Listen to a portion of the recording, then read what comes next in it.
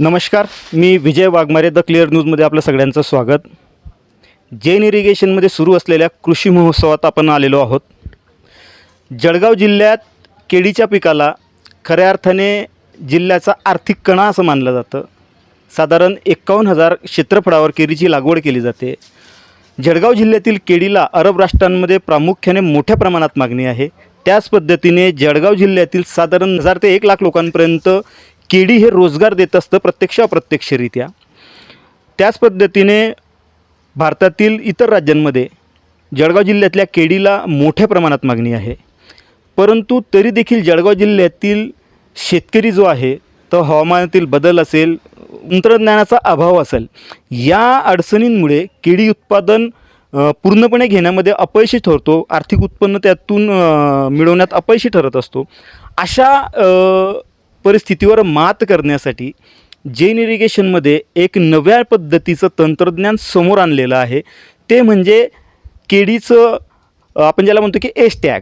आता ही S tag ही संशोधन नेमकं काय आहे, याचा शेतकऱ्यांना कसा फायदा होईल आणि हे फ्रूट केअर मॅनेजमेंटमध्ये कशा पद्धतीने महत्त्वपूर्ण ठरतं आहे आजच्या घडीला, या संदर्भात सगळी माहिती जाणून घेण्यासाठी आज आपण जैन इरिगेशनचे कृषीतज्ञ, विशेषतः केळी तज्ज्ञ डॉक्टर के बी पाटील सर आपल्यासोबत आहेत. सर नमस्कार आणि आपलं स्वागत. सर, नेमकं काय आहे फ्रूट केअर, हा प्रकार काय आहे आणि केळीचं एस टॅगिंग ही जी नवीन संकल्पना आपण आणलेली आहे, याचा शेतकऱ्यांना कसा फायदा होईल? नमस्कार. खरं म्हणजे हे अतिशय उत्कृष्ट अशा प्रकारचं एक तंत्रज्ञान आहे. ज्या पद्धतीने आपण केळीच्या बागेची उभारणी करतो, केळी लागवड करतो, केळी लागवडीनंतर बागेची मशागत करतो, मशागत केल्यानंतर घडाची निर्मिती होते आणि घडाची निर्मिती झाल्याच्या पासून तर केळीचा निर्यातीचा बॉक्स भरेपर्यंत अशा प्रकारचं एक तंत्रज्ञान वेगळ्या पद्धतीने विकसित केलं.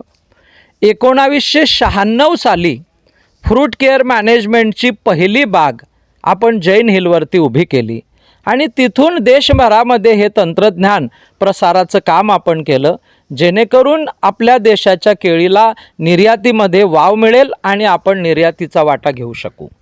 हे सगळं करत असताना केळीचे आंतरराष्ट्रीय जे मानकं आहे, म्हणजे जसं फिलिपिन्स, इक्वेडोर, कोस्टारिका, होंडुरस आणि कोलंबिया, ऑस्ट्रेलिया, ही जी देश आहे हे केळीच्या निर्यातीतले मोठे राष्ट्र आहे. त्यात ब्राझील आहे, जमायका आहे, मेक्सिको आहे, पेरू आहे.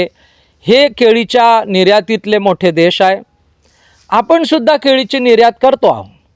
मागच्या वर्षी आपण 4 लाख टनाची केळीची निर्यात केली.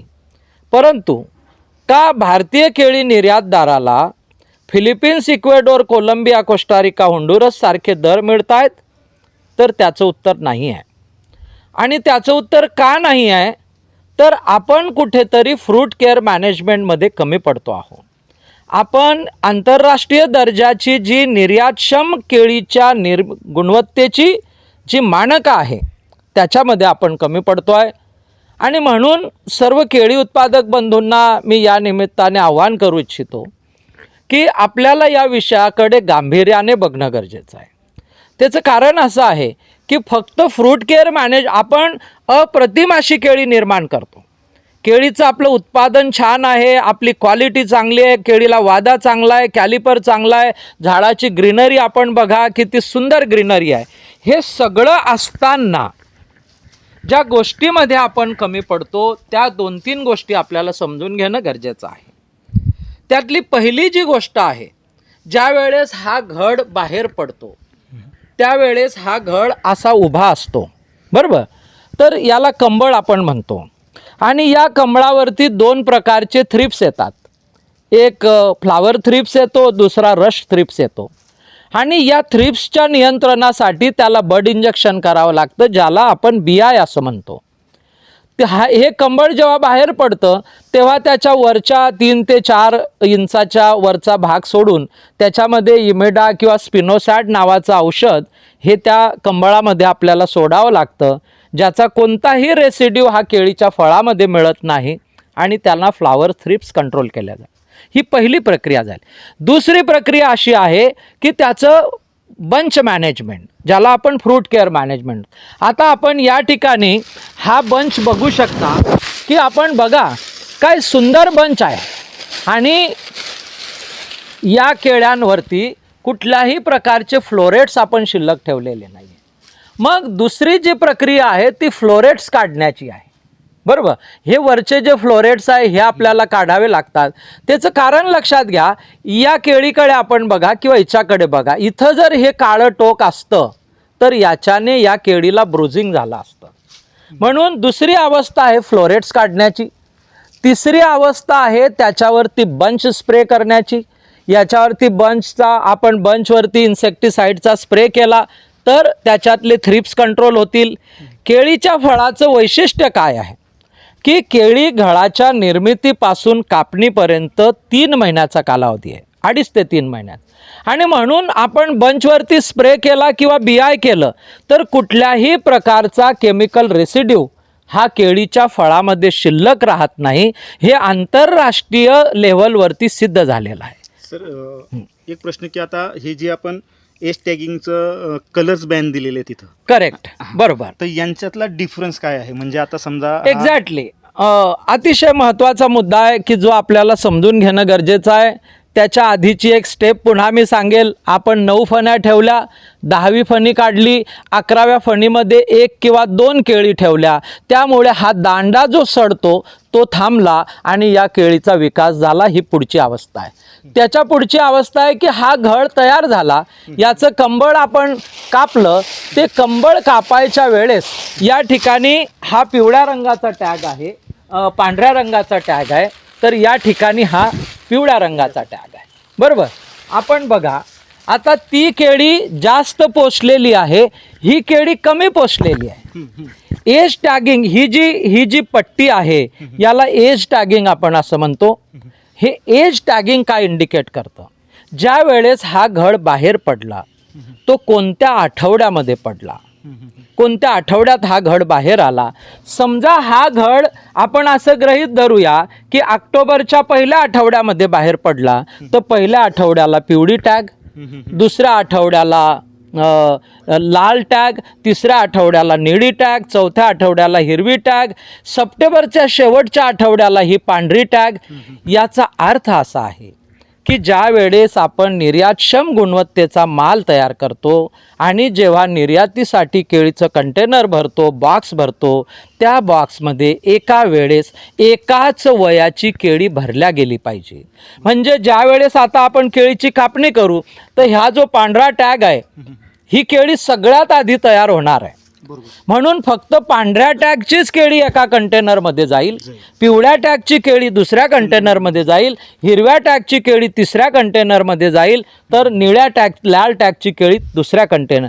एकाच वयाची केळी एका बॉक्समध्ये भरण्याने त्या बॉक्समधली केळी पिकण्याचं प्रमाण हे सारखं असतं. ती एकसारखी पिकते, अनइव्हन रायपनिंग होत नाही आणि ती बाजारामध्ये चांगल्या भावाने विकल्या जाते. हे आंतरराष्ट्रीय मानक आहे. सर आपण जसं सांगितलं की आंतरराष्ट्रीय मानक आहे, तर अशा आपण ज्याला म्हणतो की तंत्रज्ञानाने पूर्णपणे विकसित केलेल्या म्हणा किंवा आपण ज्याला म्हणतो गुणवत्तापूर्वक जी केळी आहे हिला बाजारपेठेत कशी मागणी आहे? जळगाव जिल्ह्यातीलच नव्हे तर महाराष्ट्रातील शेतकऱ्यांनी अशा पद्धतीने शेती जर केली तर त्यांचे आर्थिक उत्पन्न किती टक्क्याने वाढू शकतं? पहिली गोष्ट भाऊ लक्षात घ्या की आपल्या जिल्ह्यामध्ये आपण उत्कृष्ट प्रकारची केळी काढतो आहे. जळगाव आहे, धुळे आहे, नंदुरबार आहे, सोलापूर आहे, बऱ्हाणपूर आपल्या शेजारचा जिल्हा आहे. आपण गुणवत्तेसाठी तर नावाजलो आहे. केळीच्या बागा, त्याचं व्यवस्थापन आणि त्याचं उत्पादन हे 35, 40, 45 टन प्रति एकरपर्यंत आपले शेतकरी उत्पादन काढतात.